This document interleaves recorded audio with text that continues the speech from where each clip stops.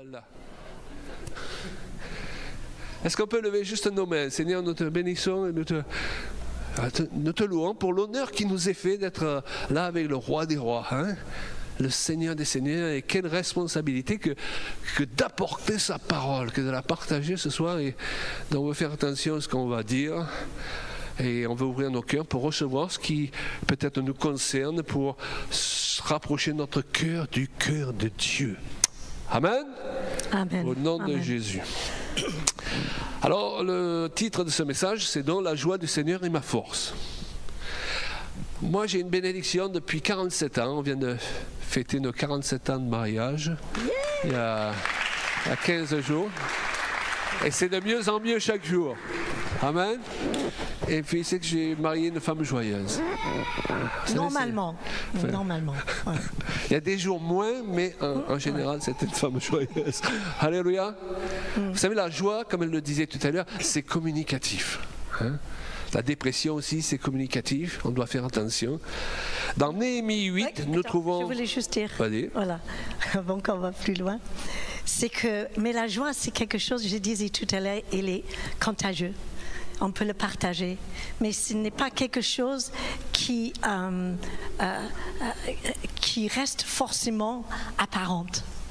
Et qu'on est obligé d'y aller le chercher régulièrement. Même chaque fois qu'on se trouve dans des situations difficiles, dans des moments de conflit, dans des moments où la famille ne va pas bien, où un enfant il est en pleine catastrophe. Et ce joie-là, c'est humainement pas normal. Mais cette joie, c'est pas une joie superficielle comme une crème qu'on met sur la peau, parce que le lendemain, il faut que je le remette. C'est comme quelque chose qui vient de l'intérieur vers l'extérieur. Elle fait partie de notre nouvelle nature. Et ça fait partie de quelque chose, un trésor caché, qui peut remonter à la surface dans des moments parfois le plus peu probables. Et ce soir, c'est un peu compliqué parce qu'on a une date intéressante demain pour les otages en Israël. Il y a beaucoup de personnes. On prie avec mon mari tous les jours pour ça aussi. Mais cette joie à l'intérieur, je le sens qu'il est en train de frémisser. Et donc, c'est pourquoi que la joie, c'est quelque chose, finalement, on se disait, le sujet qu'on va aborder, mais c'est totalement ça.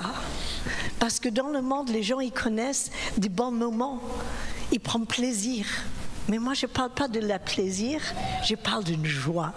Une joie que Christ peut comprendre parce qu'il était loin avec.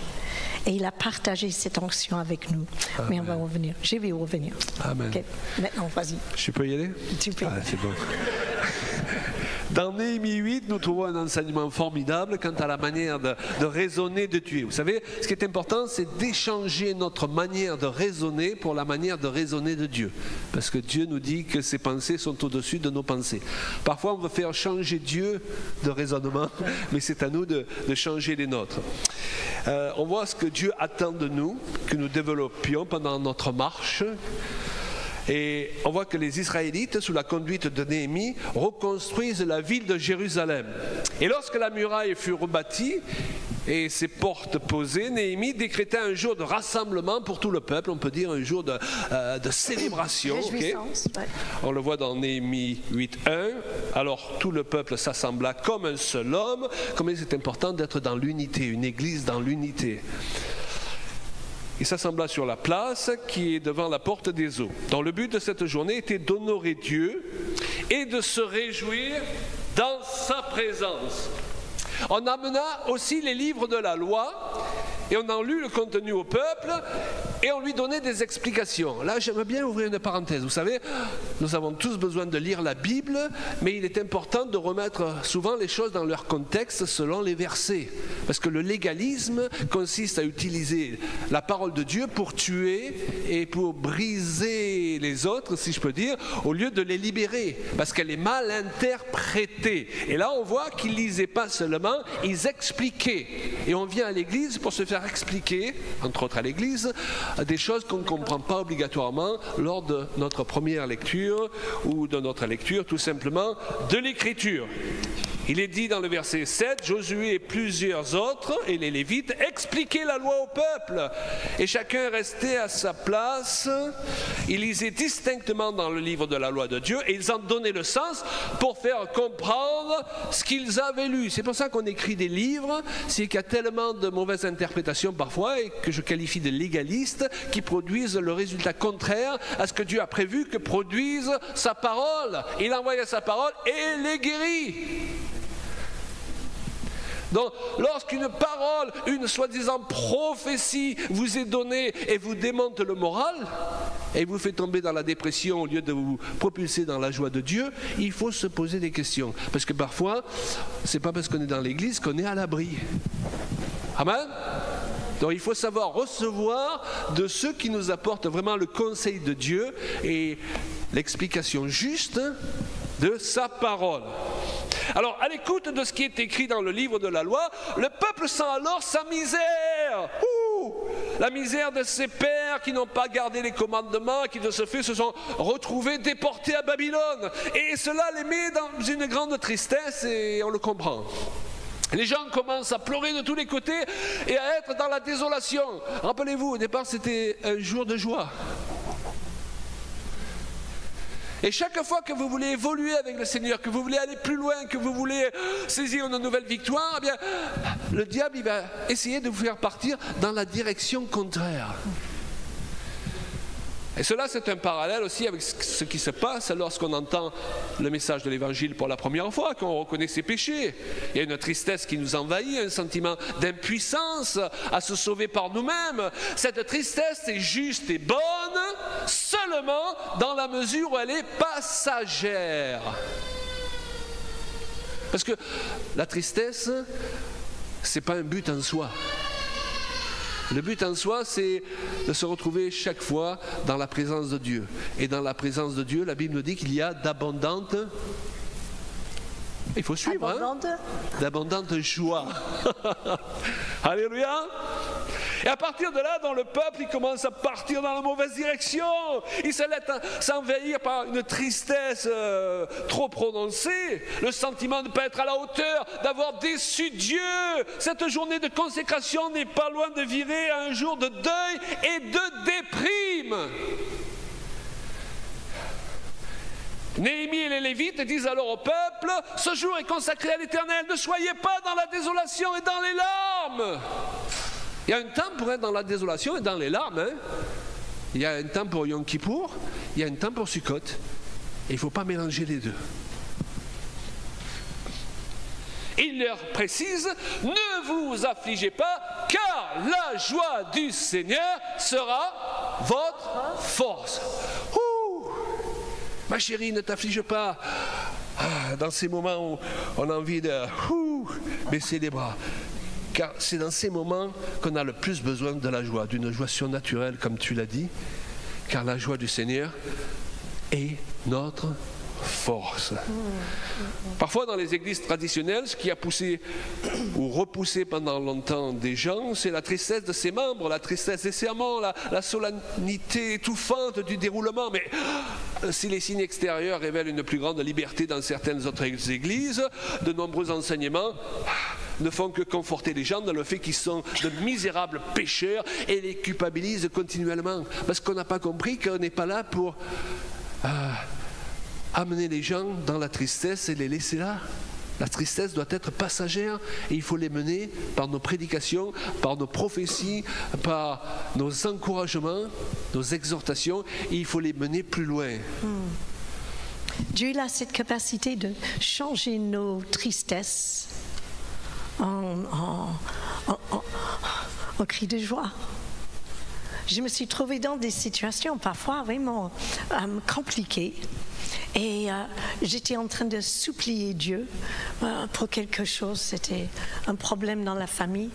Et j'étais à genoux, j'ai supplié. Et à un moment donné, je sentis au contraire de la déprime, mais quelque chose au fond de moi qui disait, mais pourquoi tu es abattu? Regarde-moi. Est-ce que tu penses vraiment que c'est toi qui vas trouver la solution? Est-ce que ta tristesse, elle va aider la situation à s'améliorer? Est-ce que parce que on se trouve dans une situation on ne comprend pas, juste parce qu'il y a la confusion, ou peut-être on ne voit pas la solution et on est dans la confusion à cause de ça?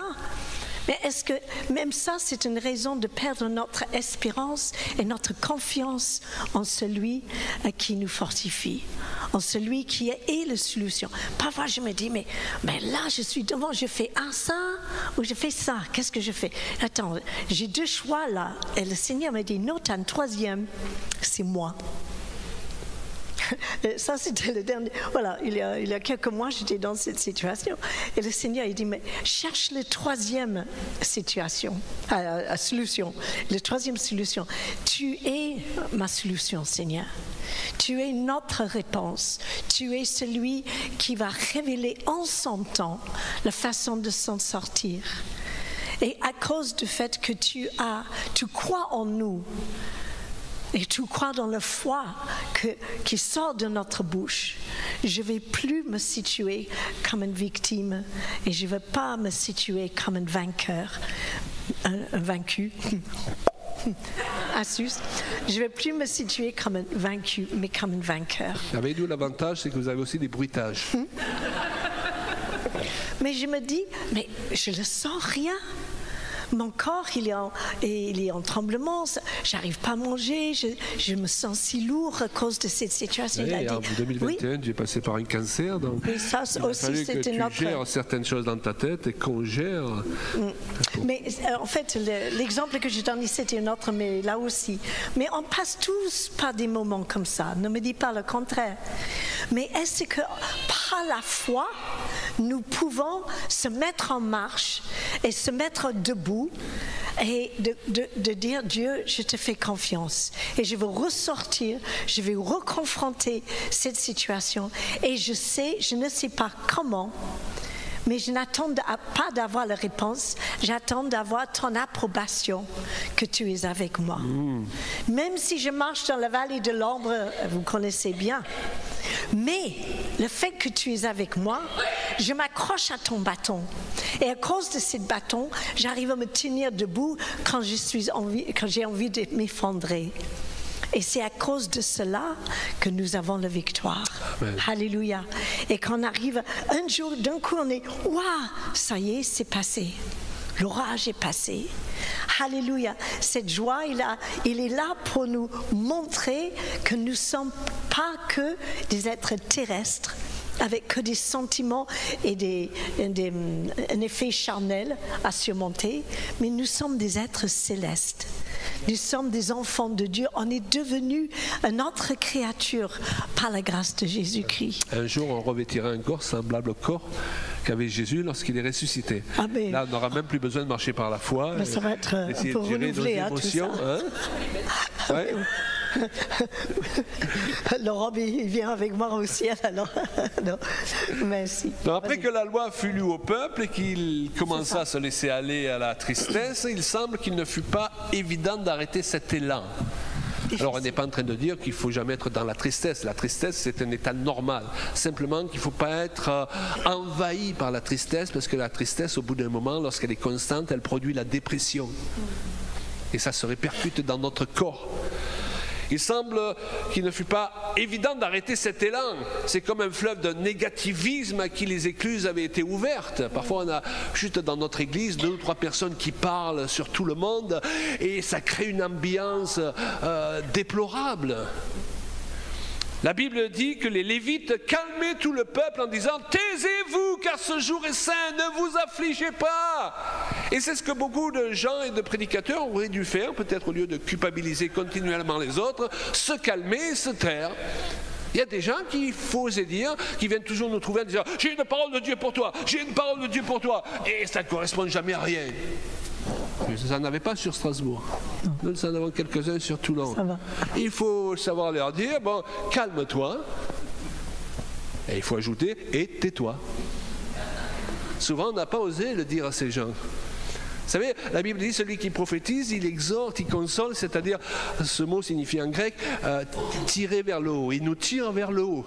Si on nous tire vers le bas, on doit dire aux gens, je ne reçois pas ce que tu prétends me dire de la part de Dieu. Hey! Parce que j'ai le Saint-Esprit qui est supposé rendre témoignage à mon esprit que ce que tu me dis vient du Seigneur et il faut que ça corresponde à quelque chose qui est en moi. Donc, calme-toi. On va travailler ça. Dites-le avec moi.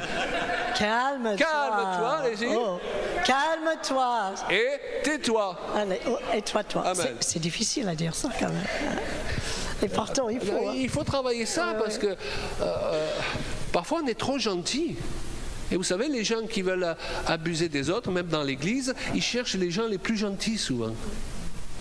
Il faut qu'on les protège, qu'on leur enseigne à dire non. Non, que ton oui soit oui, que ton non soit non. Si ça ne correspond à rien, ça ne correspond à rien. Même si tu es venu avec un titre de prophète, prophétise sur toi. Et laisse-nous tranquilles. Alléluia.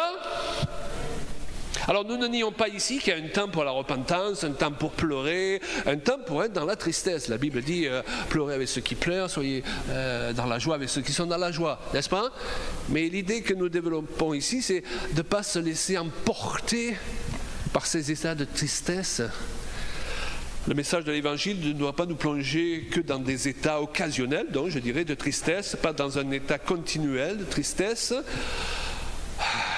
Mais les tristesses sont là pour engendrer encore plus de joie. Je reconnais mon péché, je reconnais mon état, je suis triste, mais la Bible dit heureux l'homme dont les péchés sont pardonnés.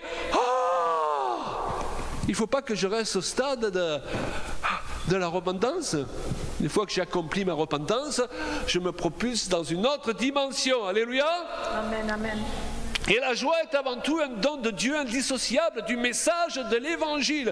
Il est dit même des disciples, à certains moments, ils étaient persécutés. À un moment donné, je crois qu'ils sont battus de verge. Et ils repartaient tout heureux dans la joie d'avoir souffert pour le Seigneur. Des fois, je me pose la question, Claude Payan, est-ce que tu en es à ce stade-là? Ça fait se poser des questions, hein? Donc la joie est indissociable du message de l'Évangile. Luc 2,10, lorsque l'annonce est donnée au berger, je vous annonce une bonne nouvelle qui sera pour tout le peuple le sujet d'une grande joie. La joie est directement liée à un bon démarrage de notre vie chrétienne. Il y a une vérité à redécouvrir pour l'Église, que la joie du Seigneur est sa force. Dites-le à votre voisin, la joie du Seigneur est ta force. C'est-à-dire que la joie est un support que Dieu utilise pour libérer sa puissance. Force, qui dit force, dit puissance aussi. C'est pas un état euphorique béat. Ah, je suis dans la joie. C'est donc dans le sens de la joie qu'il nous faut aller, une fois que l'on a pris conscience de son péché, que ça n'est repenti, qu'on a eu un échec, qui nous a attristés bien sûr, mais à un moment donné, Dieu est là pour nous relever. Et la repentance sous-entend l'oubli du passé. C'est vrai que la joie, ça vient souvent après l'orage. Mais il faut savoir quand cet orage doit terminer.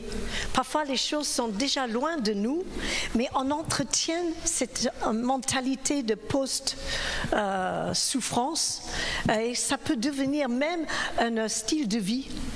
Je connais des personnes, malheureusement, on les voit, ils sont toujours tristes.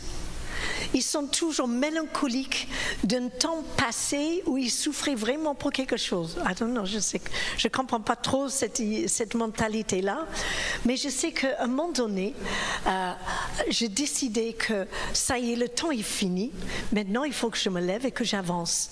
Et j'ai décidé aussi une autre chose, c'est que parfois les gens autour de nous, ils nous amènent des mauvaises nouvelles, mais tout le temps. Mais parfois, tout est catastrophe. Vous connaissez Madame Catastrophe?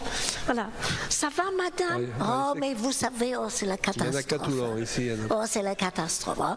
Oh oui, je vous aime de l'amour de Dieu, mais alors c'est dur. Hein? Et tu es là, oh, ça a l'air de faire vraiment mal, quoi. Et je m'en donnais, j'ai dit, mais Pourquoi? Parce que moi, je suis assez sensible. Ça ne se voit pas, mais je suis assez sensible. Et je me rends compte qu'en fait, quand je suis trop avec quelqu'un, ça m'affecte parce que j'aime les gens. Et ça, c'est une bonne chose.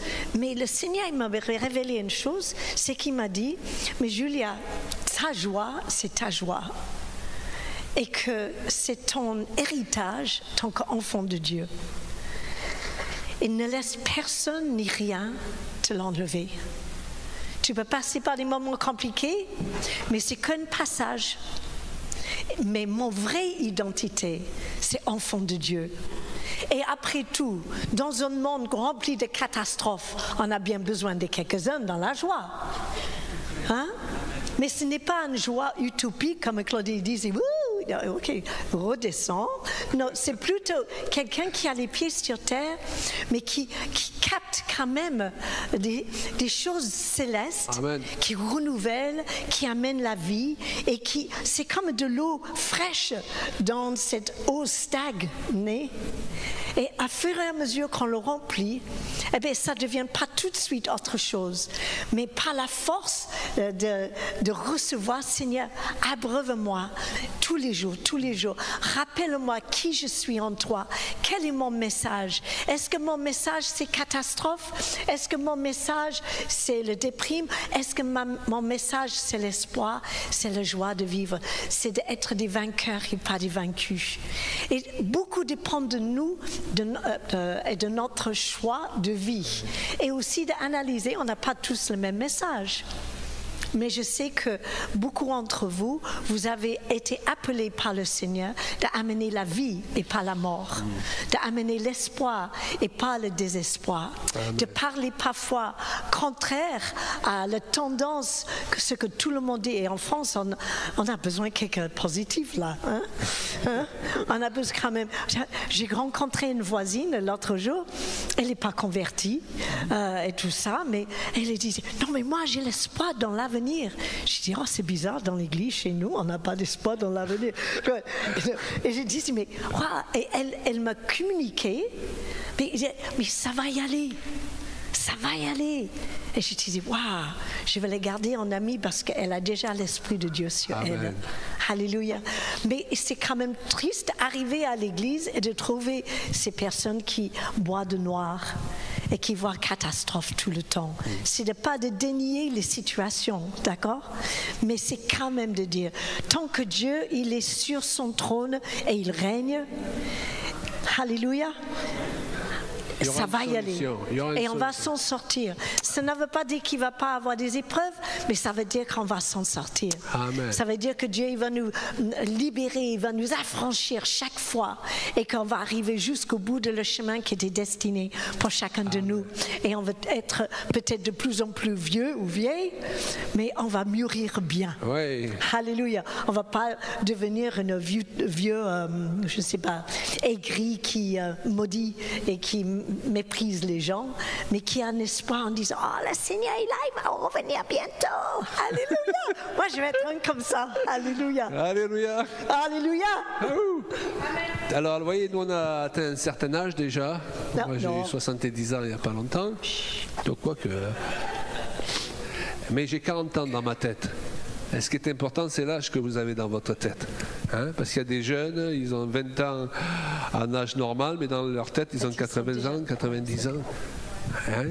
Ouais. Il vaut mieux être un vieux jeune qu'un jeune vieux. À choisir. Alléluia. Et puis, vous savez, c'est vrai, dans la vie, et on n'est surtout pas en train de nier ça, il y a des moments où ça fait mal, on est dans la tristesse, on a eu un échec. On s'est encore fait avoir par l'adversaire. On a encore oublié d'écouter le Saint-Esprit. Moi, ça m'arrive toujours. Hein. Mais Dieu est un Dieu bon. De chacun de nos échecs, il va nous retirer pour nous faire rebondir encore plus haut que là où on se trouvait avant l'échec. C'est sa manière de faire. Et c'est pour cela que nous pouvons, comme le disait Julia, eh bien, être dans cette espérance que quels qu'aient été les échecs de ma vie, vous n'avez pas des gens ici devant vous qui n'ont jamais eu d'échec. Hein. Vous savez, c'est dangereux de jamais avoir d'échec. Il paraît que le capitaine du Titanic, il n'avait jamais eu d'échec. Donc quand on lui a dit il faut faire attention, il y a des icebergs, il a dit oh, on continue. Quand vous prenez trop d'assurance, ça devient dangereux parce que vous perdez l'assurance que vous devez avoir dans le Seigneur. Est-ce que vous comprenez? Donc si vous avez des échecs, Dieu il ne vous regarde pas en disant « Ah ben dis donc, je vais annuler la destinée que j'avais pour toi. Tu m'as déçu, dit Dieu. » Non, le GPS spirituel a déjà prévu de te ramener sur le chemin de ta destinée. Faites un demi-tour dès que possible. Simplement, eh bien... Tournez à droite. Vous avez remarqué que tout ne se passe pas dans la vie comme on pensait que ça allait se passer. Hein? Mais ce qui est merveilleux, c'est que la Bible nous dit que Dieu fait concourir toutes choses à notre bien. Dieu est expert en changer les malédictions en bénédictions. Amen. Et on le voit avec les patriarches. Quand on lit de près leur vie, on se rend compte des erreurs qu'ils ont fait les uns et les autres. Dieu ne les a pas rejetées. Il a utilisé même ces erreurs, une fois qu'ils ont adopté la bonne attitude, n'est-ce pas, pour les faire rebondir. La chute c'est quoi? C'est la déception du cœur du Père. C'est Dieu qui se sent rejeté par sa création. Eh bien à partir de là, il n'a pas dit je ne sais pas comment on va faire maintenant, je vais vous laisser dans votre état. Il avait, lui qui est hors de notre temps, dans son omniscience, préparé déjà une solution en Jésus-Christ supérieure à ce que vivaient Adam et Ève lorsqu'ils ont été placés sur cette terre, alors qu'ils étaient déjà créés à l'image de Dieu.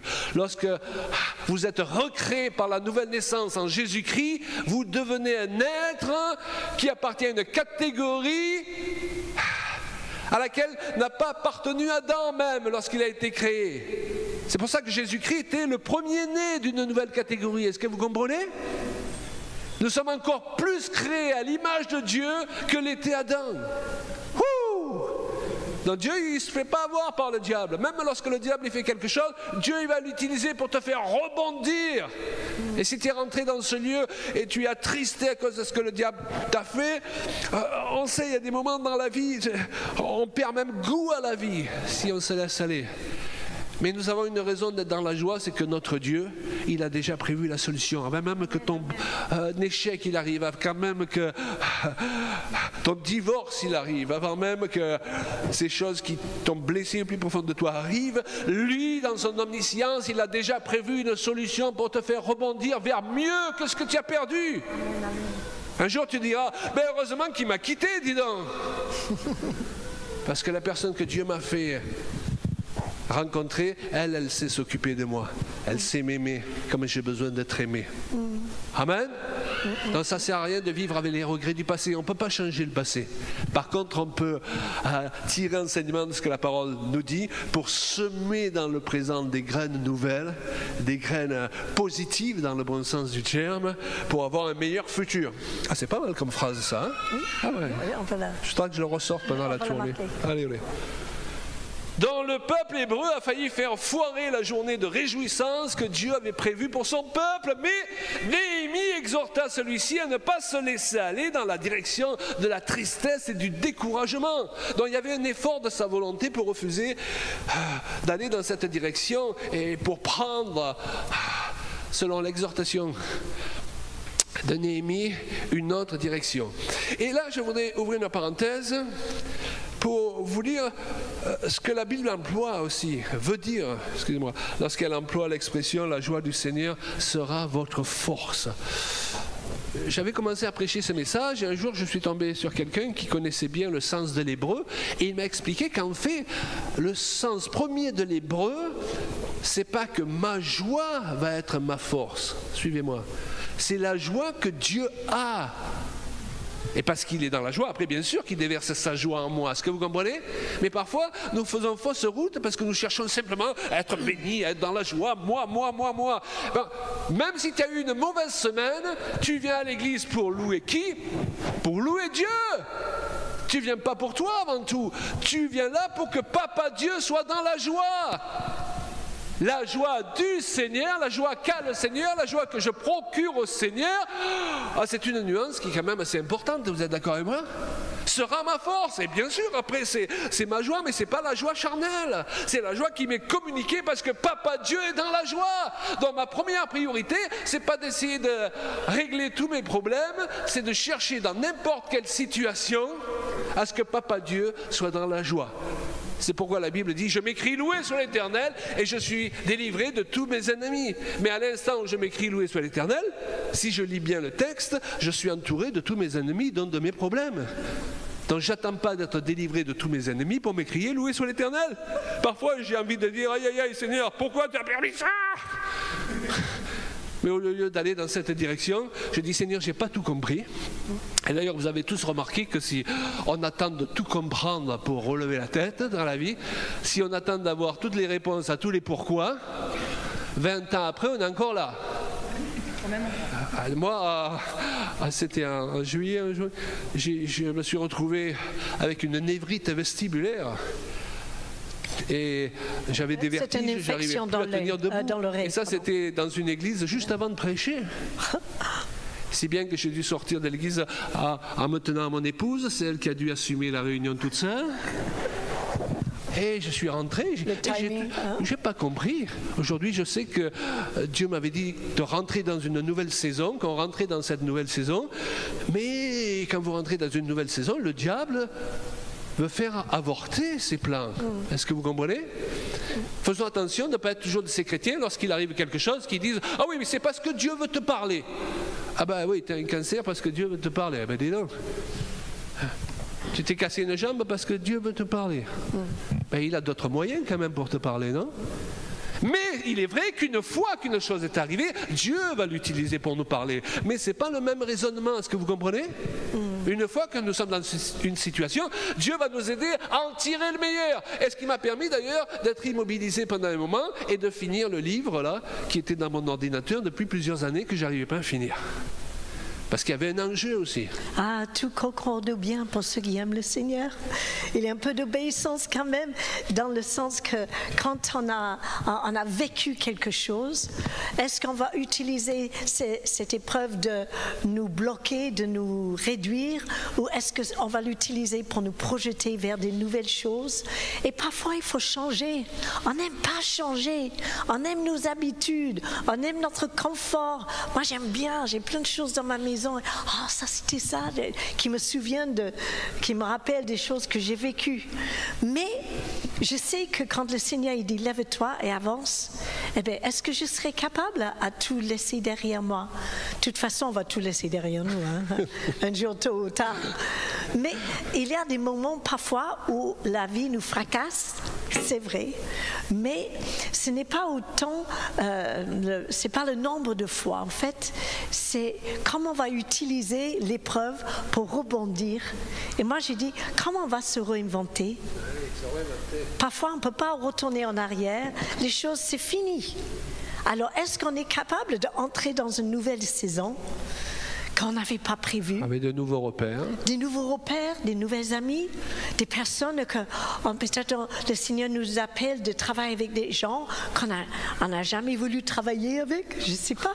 Peut-être il va nous mettre devant des défis qui ne sont pas très confortables au premier temps, mais on a ce sentiment qu'on est sur le chemin qu'il nous demande. Parce que l'obéissance, qu'est-ce qu'il y a au bout de l'obéissance? Il y a la joie. Il y a la joie, la satisfaction de dire ah, je l'ai eu, c'est bon. J'ai entendu la voix de Dieu. Je suis en train de faire la bonne chose au bon moment avec les gens que le Seigneur a choisi pour moi.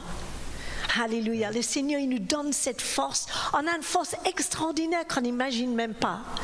On est capable de recommencer. On est capable de changer nos habitudes, nos lieux d'habitation, notre travail. On peut même surmonter la famille qui change.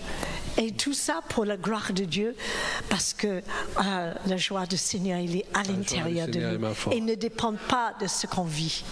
Alors, tous les deux, on a une joie, c'est que le matin, on se lève, quand on est en tournée comme ça, et on se sent dans le plan de Dieu, en train de faire ce que Dieu nous demande. Ça ne veut pas dire que tout est toujours rose et tout marche toujours de suite.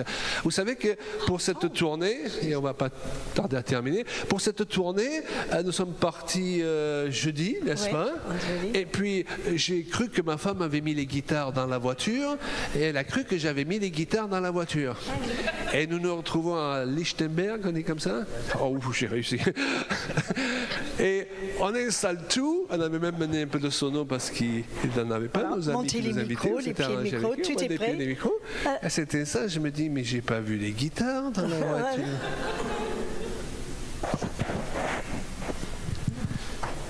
Et Julia me dit, tu as mis les guitares dans la voiture? Mais non, c'est toi qui les as mises. Une demi-heure avant de commencer, quoi, la louange. Hein. Mais le Seigneur, il a. Mais le Seigneur est là, la sœur elle-même fait la louange, elle avait une guitare, wow, elle est allée la chercher, et hop, je branche la guitare et elle ne marche pas. Ah oui, tu croyais que c'était réglé? Non, non, elle ne marche pas. On se regarde avec mon épouse, on dit, il y a quelqu'un qui veut nous empêcher d'avoir une bonne soirée. Et on y est tellement habitué que parfois je me dis, c'est le signe prophétique qui va se passer de belles choses. Alléluia, parce que le diable ne se dérange jamais pour rien. Est-ce que vous comprenez? Il se dérange lorsqu'il sait qu'il va perdre quelque chose. Et puis il y a eu deux autres petits problèmes comme ça. Mais il fallait désamorcer une bombe après une autre, vous savez. Et finalement, on a eu cette soirée, béni, merci Seigneur. Mais cela pour vous dire qu'on peut être dans le plan de Dieu, sentir que la joie du Seigneur est notre partage. Et ça ne veut pas dire que tout marche. On n'est pas dans la joie parce que tout marche tout le temps. Et je dirais même, je l'ai précisé tout à l'heure, il n'y a pas de mérite à être dans la joie lorsqu'on n'a que des raisons d'être dans la joie. C'est facile d'avoir la foi pour la guérison quand je ne suis pas malade. C'est facile d'avoir la foi pour les finances quand mon compte en banque déborde. Il n'y a pas besoin de foi là, vous êtes d'accord?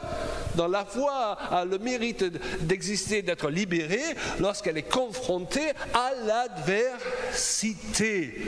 Et nous terminons en vous rappelant que le mot « ouais », Julia, c'est la traduction du mot qu'on a traduit par « Messie », c'est la francisation, je ne sais pas si on dit comme ça, hein, au Christ. Jésus, il était loin, mais pas loin de n'importe quelle onction. Je crois que Jésus était quelqu'un qui il avait une capacité de s'adapter, d'improviser. Il n'était jamais de court. Vous avez remarqué ça? Et nous, parfois, on panique parce que pas tout est en place. Mais si on devenait des bons improvisateurs, si on se dit, ok, je me lève le matin, ça y est, je sais, j'ai mes rendez-vous, je vais faire ci, je vais faire ça, exactement. Et en fait, la journée, il y a tout qui est arrivé totalement contraire de ce qu'on imagine. La voiture ne marche pas, mais ça m'a permis de parler avec le voisin. Et ensuite, et finalement, on dit, Seigneur, si je suis ton chemin et pas la mienne, et si je serai dans la joie que mes projets arrivent au bout ou pas? Est-ce que la joie, ce n'est pas dans le trajectoire pour arriver au bout?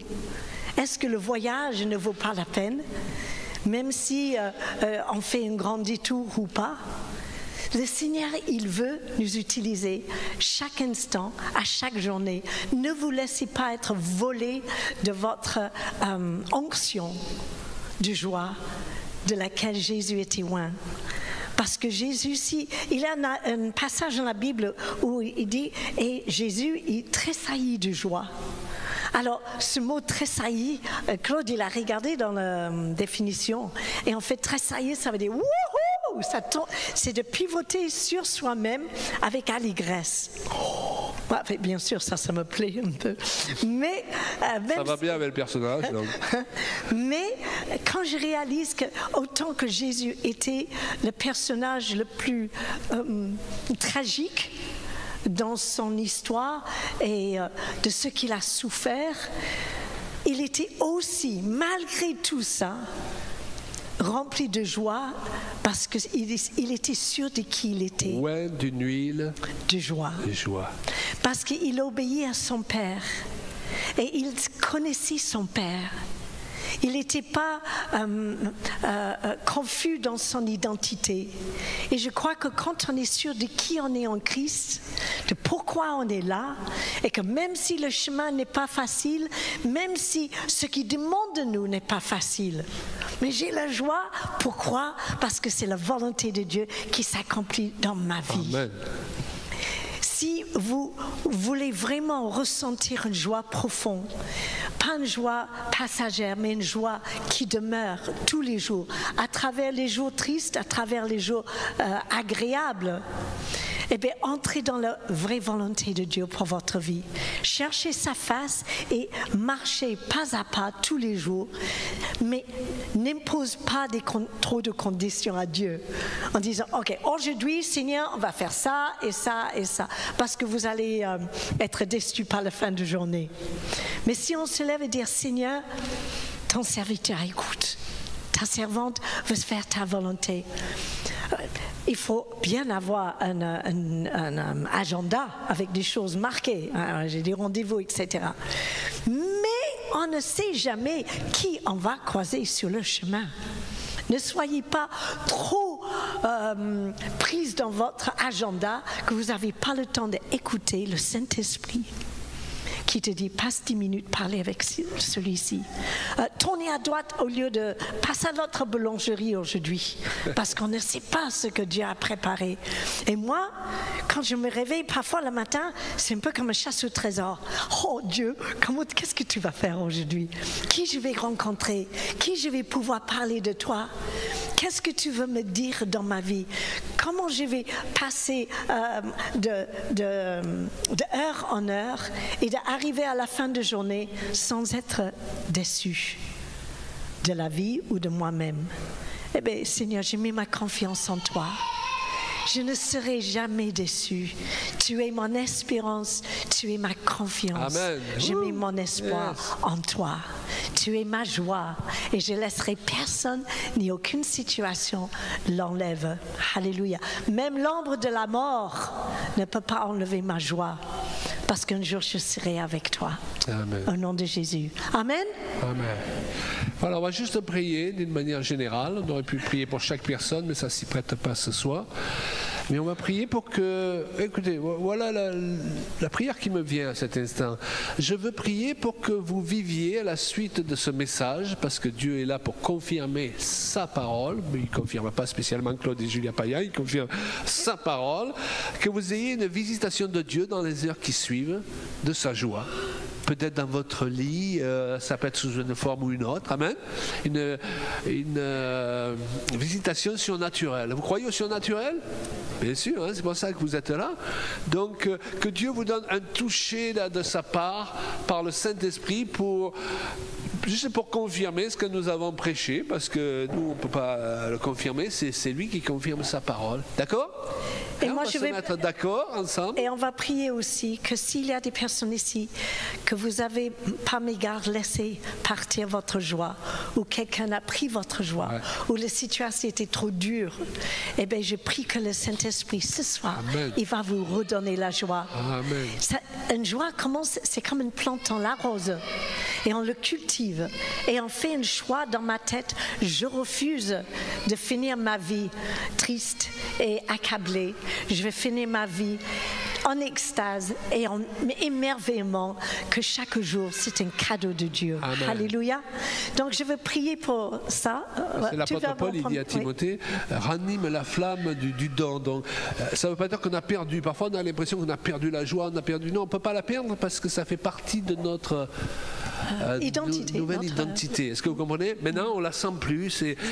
Mais Paul il dit à Timothée, ranime, c'est là, mais tu es passé par une période, Timothée, où on ne le voit plus trop et toi-même tu n'as plus trop l'impression que ce don prophétique ou autre, il est très agissant. Mais va le chercher parce que de toute façon il est là.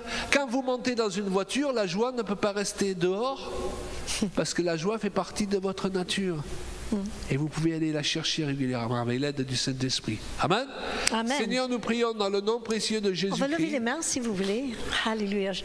Ce soir, nous nous mettons en accord avec ces chers amis pour qui Jésus-Christ est mort à la croix, mais il est ressuscité aussi pour nous amener dans une nouvelle dimension de vie Nous croyons à la tristesse de la croix, mais nous croyons à la joie de la résurrection aussi.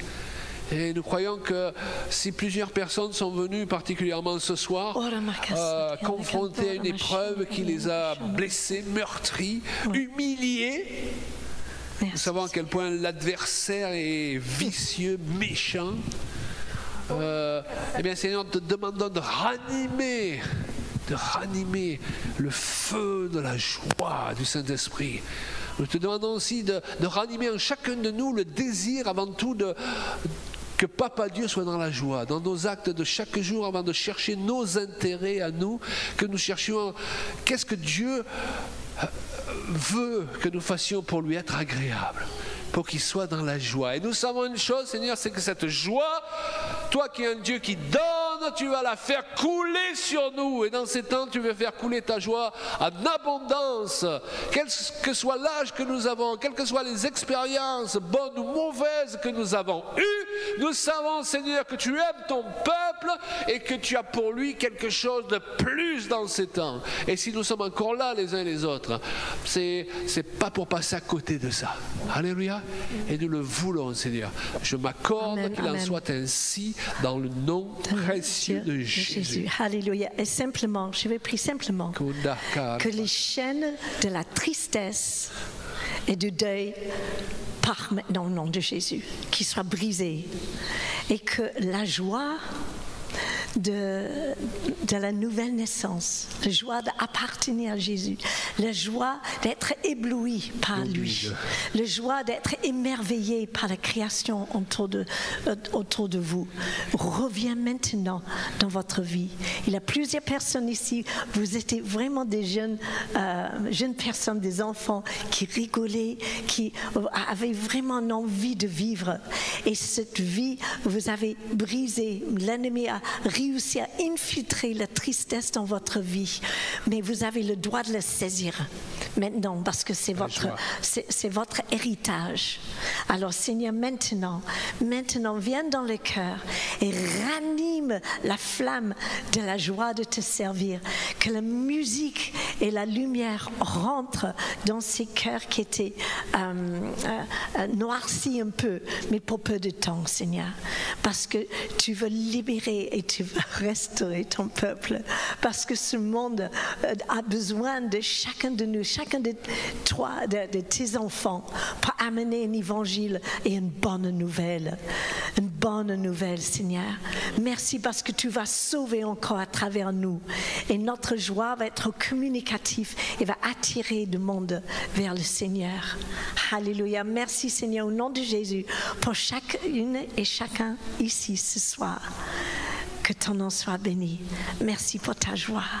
Amen. Amen. Amen. Amen. Voilà, on est dans la joie. Faites-moi des beaux sourires. Allez, voilà, des beaux sourires. Alléluia. Et on va continuer ce culte avec vous. Merci beaucoup. Soyez bénis.